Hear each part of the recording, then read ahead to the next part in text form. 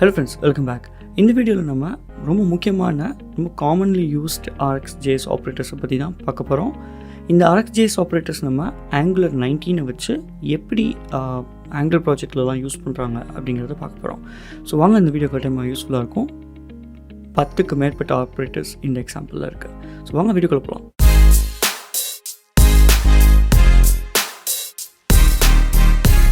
Alright, so first ஒரு demo பார்க்கலாம். நம்ம இதுதான் Angular 19 அப்ளிகேஷன். சிம்பிளாக இந்த வீடியோக்காகவே எடுக்கப்பட்ட ஒரு சின்ன கோடு. ஸோ 2 இருக்குது. இப்போ இதை கிளிக் பண்ணிங்க அப்படின்னா பேசிக்கலி இங்கே somebody is trying to basically இதை கிளிக் பண்ணிங்க அப்படின்னா இந்த மாதிரி வரும். இங்கே நீங்கள் மூவி சர்ச் பண்ணுறீங்க. ஃபார் எக்ஸாம்பிள் நான் இப்போ இதை டைப் பண்ணுறேன் அப்படின்னா ரியல் டைமில் அஷூர் ஃபங்க்ஷன் கால் ஆகுது. இதுக்கு முன்னாடி வீடியோவில் அஷூர் ஃபங்க்ஷன் பற்றி பார்த்தோம் இல்லையா, அந்த 2 அஷூர் ஃபங்க்ஷன்ஸ் தான் இந்த வீடியோவில் நான் யூஸ் பண்ணியிருக்கேன். ஸோ அந்த வீடியோ பார்க்கல அப்படின்னா நான் வீடியோ டிஸ்கிரிப்ஷனில் கொடுக்குறேன், போய் பாருங்கள். ஸோ பேசிக்கலி இங்கே என்ன நடக்குதுன்னா நம்ம இங்கே டைப் பண்ண இங்கே கால் ஆகுது. பட் இங்கே நான் டைப் பண்ணிகிட்டே இருக்கேன்னா இங்கே கால் ஆகாது. அது ஏன்னா நிறைய RxJS ஆப்ரேட்டர் நம்மளால் காப்பாற்றுது. ஸோ அப்புறம் எரர் ஹேண்ட்லிங் எப்படி பண்ணுறது, ஓகே. ஸோ என்னென்ன ஆப்ரேட்டர்ஸ் யூஸ் பண்ணியிருக்கோம் இந்த எக்ஸாம்பிளில் அப்படின்னு பார்க்கலாம். இந்த வீடியோவில் இங்கே பாருங்கள், இந்த எக்ஸாம்பிளில் 3 விதமான ஃபில்டர்ஸ் இருக்குது. ஸோ ஒரு உதாரணத்துக்கு இங்கே 5 ரேட்டிங் அப்படின்னு ஃபில்டர் பண்ணால் இம்மீடியட்டாக அஷூர் ஃபங்க்ஷன் கால் ஆகுது, ஒரு வெப் API, இவ்வளோ ரிசல்ட்ஸ் வருது. இப்போ அதோடு சேர்த்து நம்ம இங்கே 1972 அப்படின்னு கொடுத்தோம்னா இந்த 2 ஃபில்டரும் அப்ளை ஆகி வருது. இங்கே இந்த ஃபில்டர் பார்க்கவே தெரியும், இயரும் போகுது, ரேட்டிங்கும் போகுது, ஓகேவா. ஸோ இங்கே க்ரைம் அப்படின்னு கொடுத்தோன்னா அதுவும் சேர்த்து வரும். ஸோ 3 ஃபில்டர் போகுது இங்கே பாருங்கள். ஸோ இந்த மாதிரி மல்டிபிள் API கால்ஸை எப்படி அட் அ டைம் கால் பண்ணி மர்ஜ் பண்ணுறது அப்படிங்கிற ஆப்ரேட்டர்ஸ் எல்லாமே கூட தான் நம்ம பார்க்க போகிறோம், ஓகே. ஸோ இன்ட்ரெஸ்டிங்காக இருக்கும். இப்போ நம்ம டேட்டா கோடிங்குள்ளே போகலாம், ஓகே. ஸோ அசம்ஷன் உங்களுக்கு ஆல்ரெடி Angular கொஞ்சமாச்சும் தெரியும் அப்படிங்கிற அசம்ஷனில் எக்ஸிஸ்டிங் கோடை தான் நான் காமிக்க போகிறேன், ஓகே. ஸோ இந்த Angular அப்ளிகேஷன் வந்து GitHubல இருக்க கோட் பற்றி கவலைப்பட வேணாம், நான் லிங்க் வந்து டிஸ்கிரிப்ஷனில் தரேன். ஸோ 2 காம்பனண்ட் இருக்குது, மூவி ரெக்கமெண்டேஷன் சொல்லி அப்புறம் மூவி சர்ச்னு சொல்லி.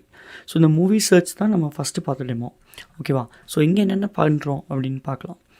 ஸோ இங்கே என்ன பண்ணுறோம் அப்படின்னா ஃபஸ்ட் ஆஃப் ஆல் ஒரு சர்வீஸ் இருக்குது. என்ன சர்வீஸு? Angular service. இந்த Angular சர்வீஸ் என்ன பண்ணுது? ஒரு API கால் பண்ணுது. இந்த API கால் பண்ணப்போ எப்படி கால் பண்ணுவோம் நம்ம? http.get அந்த URL அப்புறம் பைப். இந்த பைப்புன்னு யூஸ் பண்ணாலே இது வந்து RxJS. எங்கேருந்து வருது பாருங்கள் இந்த பைப்பு. இந்த பைப்பை கிளிக் பண்ணி F12 அமுக்குனிங்கன்னா இங்கே வரும். இது பேசிக்கலி அப்சர்வபிள்குள்ளே இருக்க ஒரு ஆப்ரேட்டர், ஓகே. ஸோ அதுக்குள்ளே இந்த catchError அப்படின்னு அமிச்சிங்கன்னா இங்கே பாருங்கள் ஆப்ரேட்டர்ஸ் கீழே வருது, ஓகே.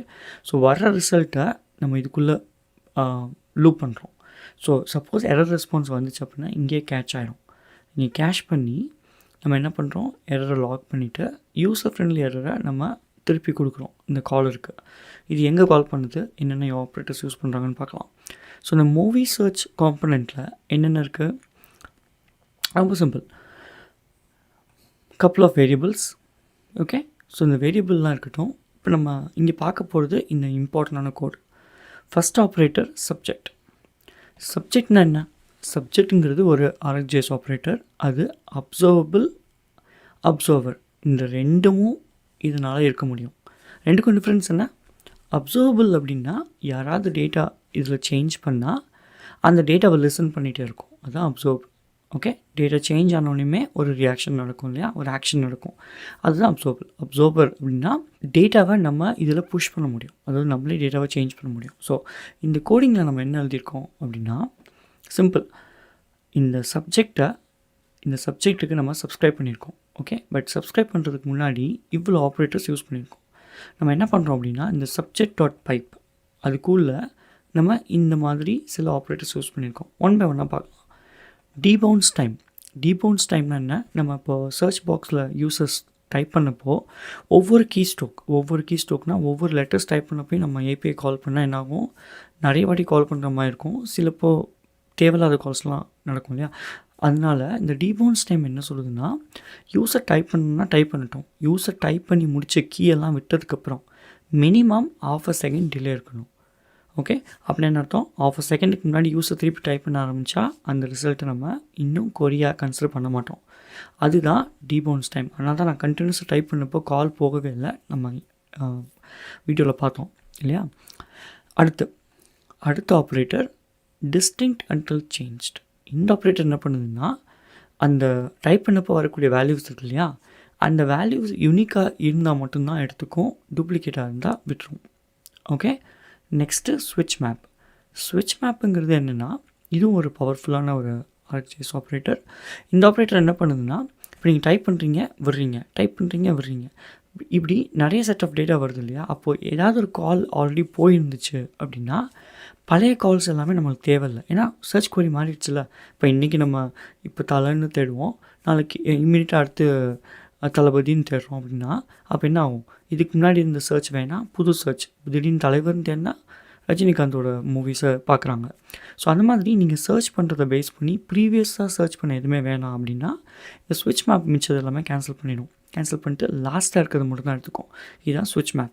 ஓகே, இப்போது switchMapக்குள்ளே என்ன பண்ணுறோம், நம்ம ஒரு சர்வீஸ் API கால் பண்ணுறோம். அதாவது இதுக்கு முன்னாடி சர்வீஸ் பார்த்தோம் இல்லையா, அந்த சர்வீஸ் டாட் மூவி சர்ச் கால் பண்ணுறோம். அந்த சர்ச்சில் பைப்புக்குள்ளே இந்த catchError கொடுத்து எரர்ஸ் இருந்தால் கேட்ச் பண்ணுறோம். சப்போஸ் எரர் இருந்துச்சுன்னா எம்டி அரே யூஸ் பண்ணுறோம். அந்த ஆஃப்ங்கிறது என்னென்னா it will return and observable of some data.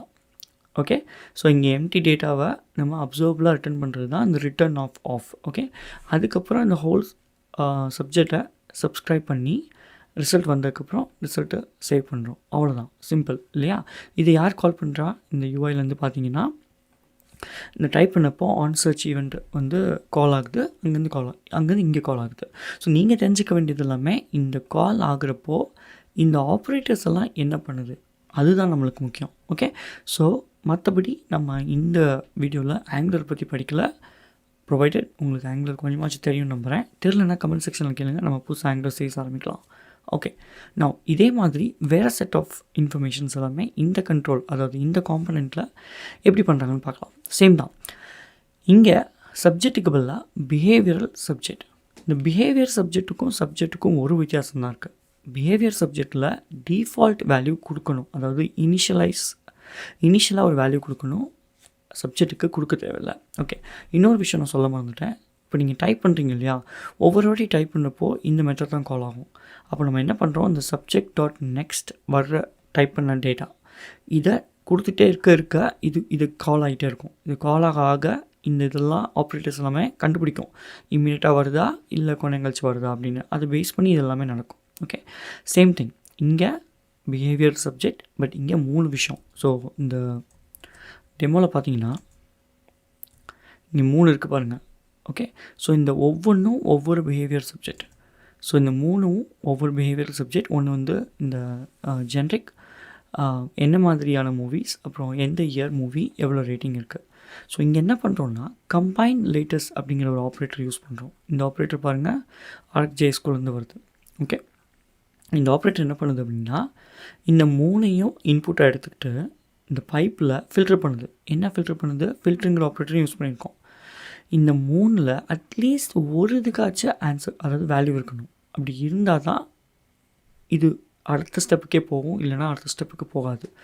Suppose இருந்துச்சு அப்படின்னா மேப்புக்குள்ளே போய் இதுன்னு அரேஞ்ச் பண்ணதுக்கப்புறம் mergeMapங்கிறது இன்னும் ஒரு பவர்ஃபுல்லான ஆப்ரேட்டர். இந்த ஆப்ரேட்டர் என்ன பண்ணுதுன்னா, நீங்கள் ஒவ்வொரு வாட்டிக்கும், அதாவது ஃபார் எக்ஸாம்பிள் ஃபஸ்ட்டு இயருக்கு வருது கால் ஆயிடுச்சு, ரேட்டிங் வருது கால் ஆயிடுச்சு. இப்போது இந்த மாதிரி கால் ஆன எல்லா கால்ஸையும் ஒரு டேட்டாவையும் மர்ஜ் பண்ணும். அதுதான் இந்த mergeMapஓட ஸ்பெஷாலிட்டி. அதை தவிர்த்து நம்ம இங்கே எந்த ஒரு ஃபேன்சி ஐட்டமும் பண்ணலை. பட் எப்படி இந்த ஆப்ரேட்டர்ஸ்லாம் யூஸ் பண்ணுறதுங்கிறது தான் நம்ம இங்கே பார்த்துருக்கோம். சேம் திங் இங்கேருந்து NG மாடலில் இங்கே பாருங்கள், ஒவ்வொரு இன்புட்டுக்கும் டைப் பண்ண இங்கே வேல்யூ சேஞ்ச் ஆகிறப்போ இந்த மாதிரி மெத்தட்ஸ் கால் பண்ணுவோம். இந்த மெத்தட்ஸில் இந்த சப்ஜெக்ட் டாட் நெக்ஸ்ட் கொடுத்து இன்கமிங் வேல்யூவை பாஸ் பண்ணுறோம். ஓகே, ஸோ இன்கமிங் வேல்யூவை நம்மளே பாஸ் பண்ணி அடுத்தடுத்த இதை ட்ரிகர் பண்ணுறோம். இதுதான் இங்கே நம்ம நடக்கக்கூடிய விஷயங்கள். ஓகே, ஸோ இந்த வீடியோவில் நீங்கள் நிறைய ஆப்ரேட்டர்ஸ் எப்படி யூஸ் பண்ணுறது ஆங்குலரில் அப்படின்னு பார்த்துருப்பீங்க. இந்த வீடியோ பிடிச்சிருந்துச்சுன்னா லைக் பண்ணுங்கள், சப்ஸ்கிரைப் பண்ணுங்கள், மறக்காமல் ஏதாவது கொஷின்னா கமெண்ட் பண்ணுங்கள். இது உங்கள் ஃப்ரெண்ட்ஸ்க்கு யூஸ்ஃபுல்லாக இருக்கும்னு நினச்சிங்கன்னா கட்டாயமாக இதை ஷேர் பண்ணுங்கள். ஓகே, உங்களுக்கு வேறு ஏதாவது இம்பார்ட்டண்ட்டாக ஏதாவது வேணும் அப்படின்னா கமெண்ட் செக்ஷனில் மறக்காமல் கேளுங்க. உங்களை அடுத்த ஒரு இன்ட்ரெஸ்டிங் வீடியோவில் பார்க்குறேன். பாய். இந்த வீடியோ உங்களுக்கு பிடிச்சிருந்துச்சுன்னா லைக் பண்ணுங்கள், கமெண்ட் பண்ணுங்கள், சப்ஸ்கிரைப் பண்ணுங்கள், மறக்காமல் அந்த பெல் ஐக்கானையும் அமைக்கிடுங்க. அப்போ தான் நான் பண்ணுற எல்லா வீடியோவும் உங்களுக்கு வந்து சேரும். நன்றி. நான் மீண்டும் உங்களை வேறு வீடியோவில் சந்திக்கிறேன்.